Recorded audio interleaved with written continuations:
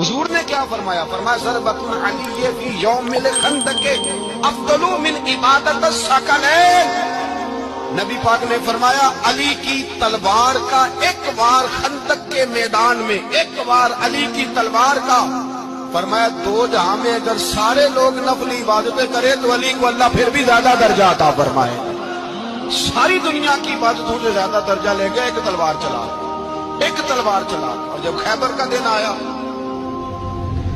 کئی دفعہ صحابہ کہے فتح نہیں ہوگی، میرے رسول نے فرمایا سویرے میں جھنڈا دوں گا اور جس کو دوں گا اسے اللہ فتح دے گا۔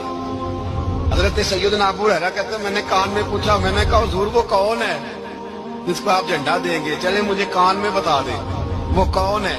تو حضور نے فرمایا اس کا تعارف یہ ہے کہ وہ خدا سے بھی پیار کرتا ہے، محمد مصطفیٰ سے بھی پیار کرتا ہے۔ حضور کوئی ایک تعارف اور، تو حضور نے فرمایا خدا رسول بھی اس سے بڑا پیار کرتا ہے۔